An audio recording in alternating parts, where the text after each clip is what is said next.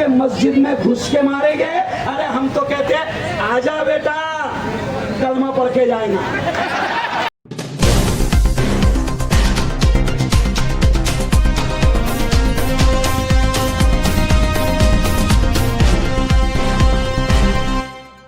आप देखो कि आज महाराष्ट्र के बदलापुर का वाकया आपको मालूम होगा।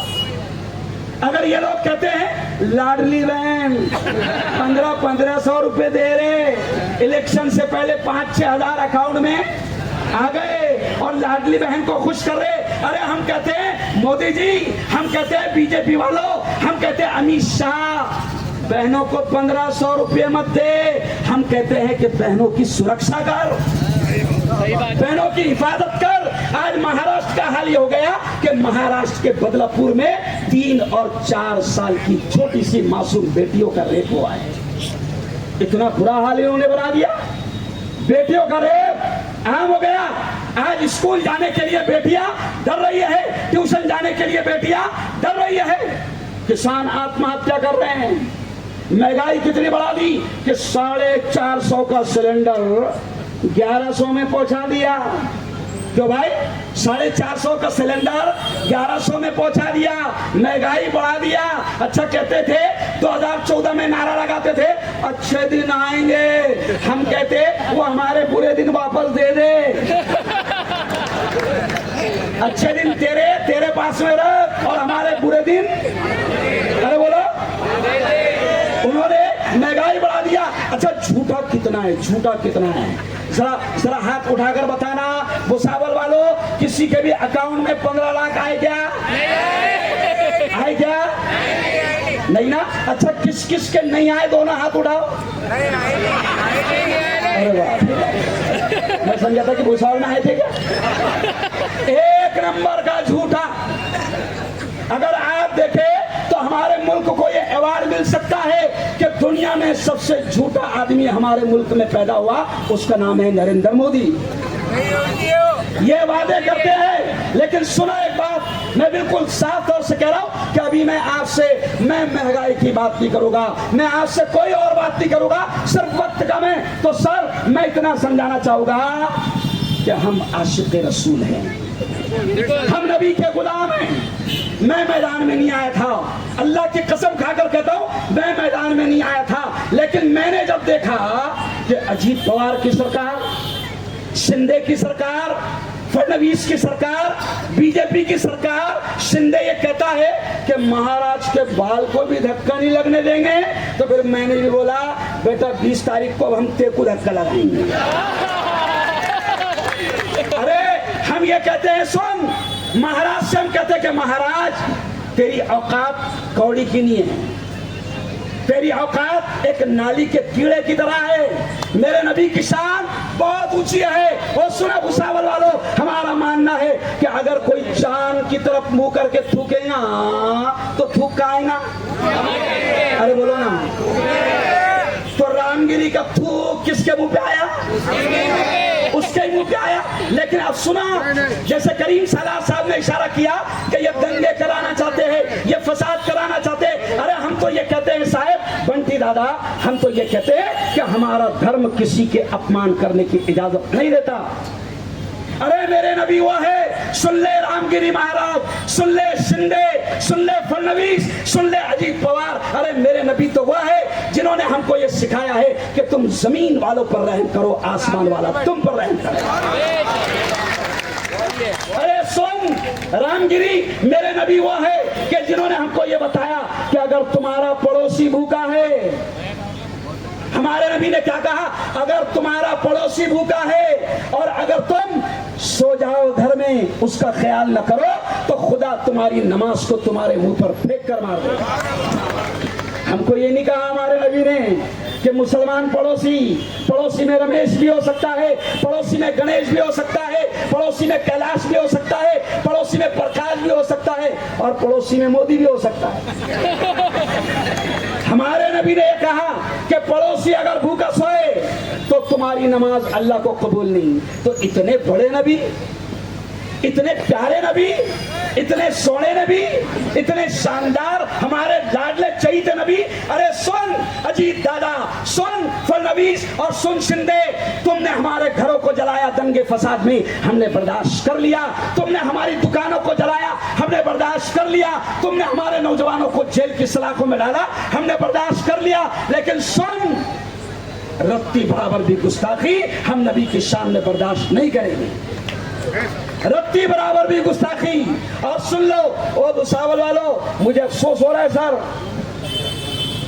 साहिमाबादी, मुझे अफसोस हो रहा है कि भुसावल में कुछ लोग ऐसे भी हैं जो गुस्ताखे रसूल का साथ देने वालों की पार्टी में घूम रहे हैं। शेम, अरे शर्म करो, अरे डूब कर मर जाओ।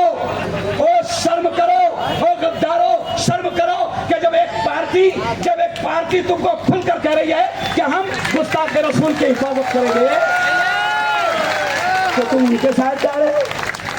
अरे हराम है। अच्छा ये भी खास बात सर, ऐसे हमारे मजदूर जैसे लोग नहीं जा रहे जो 200-500 कमाते, जो करोड़पति है वो जा रहे। शर्म आना चाहिए उन लोगों को।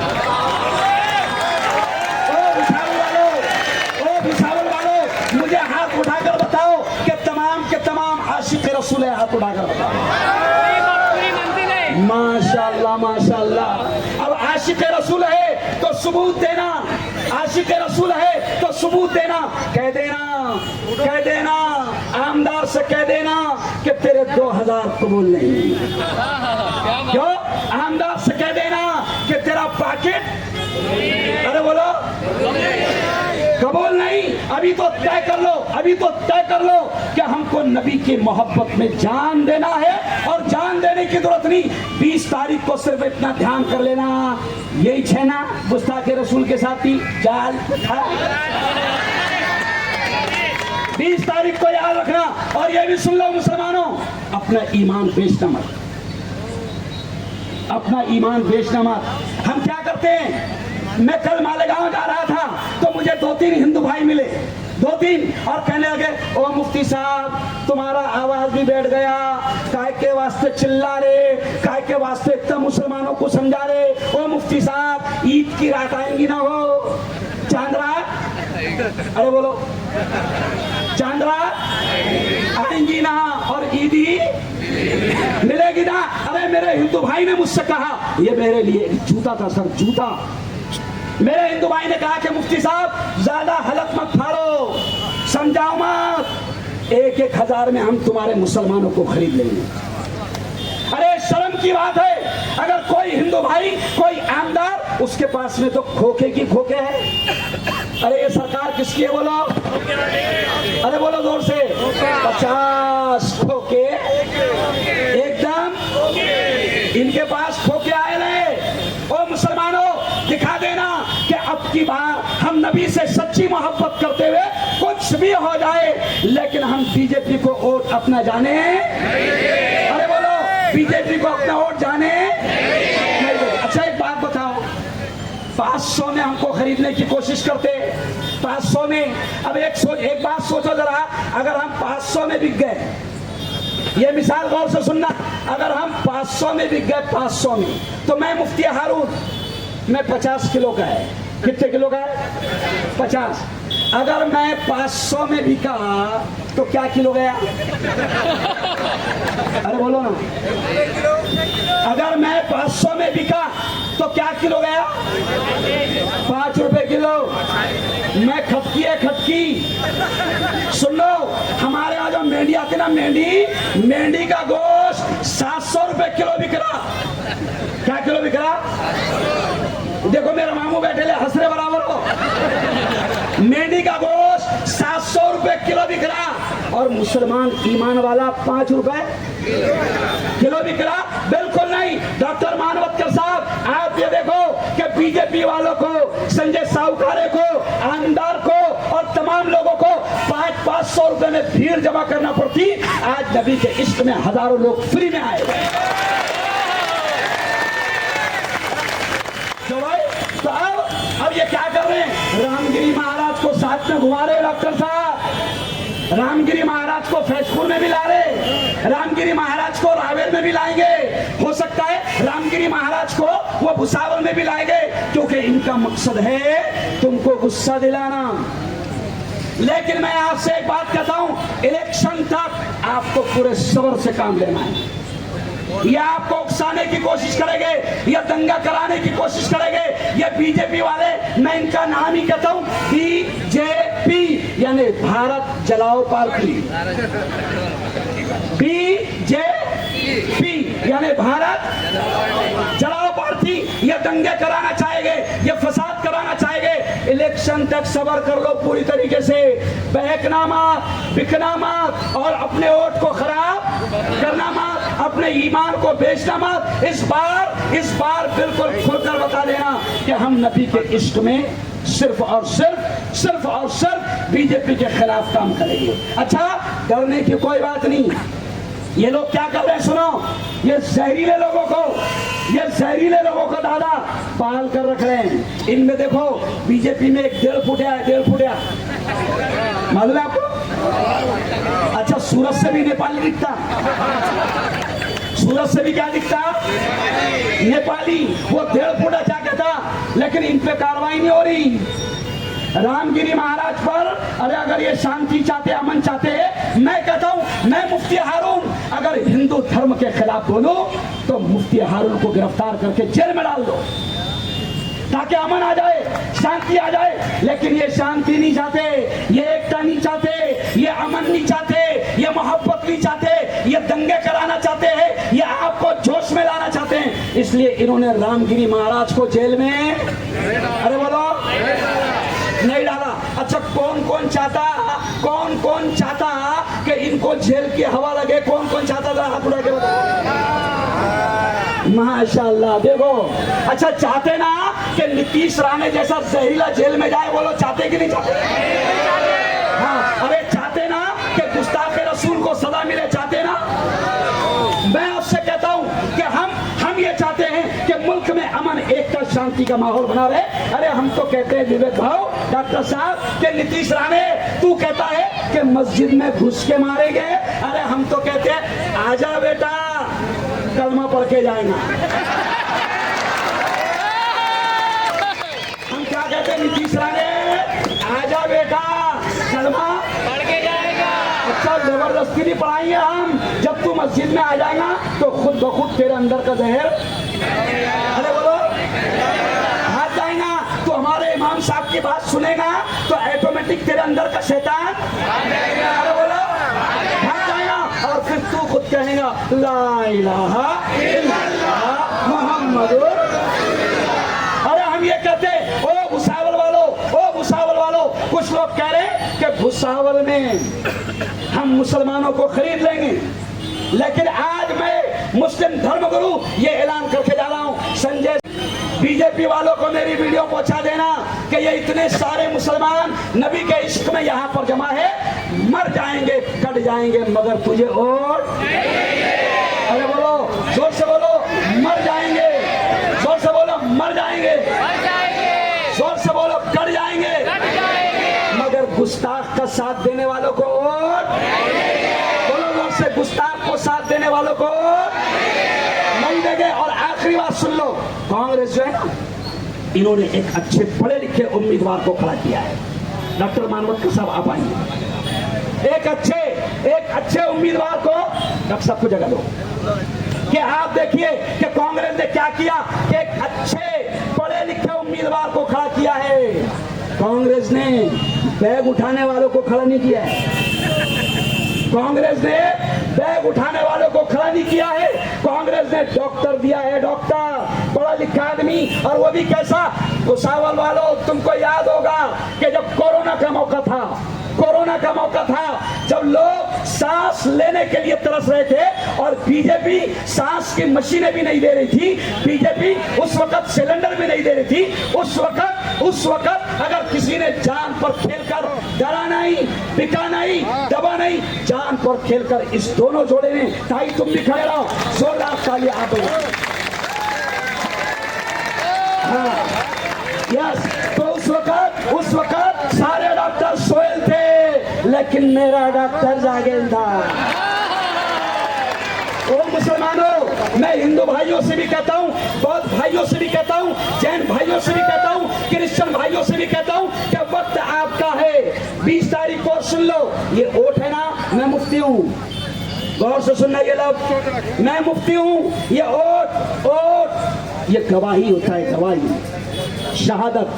साहेब, हमारा पवित्र कुरान कहता है, हमारे पवित्र नबी कहते हैं कि वोट ये गवाही है। अगर आपने 1000 में बिककर, 2000 में बिककर अगर आपने वोट गलत आदमी को दे दिया, गुंडागर्दी करने वालों को दे दिया, 2 नंबर के काम करने वालों को दे दिया, शराब के ठेके चलाने वालों को दे दिया, 2 नंबरी को दे दिया 2000 में बिककर, और अगर जालिम सरकार आ गई, ये जुमला सुनना, हम क्या करते दादा, बढ़िया, हम क्या करते साहब, जालिम सरकार आ गई बनते दादा, तो हम रोते अल्लाह की कसम, अल्लाह बहुत मार रहा ना, तो अल्लाह क्या कहेगा, 2000 लिया था ना,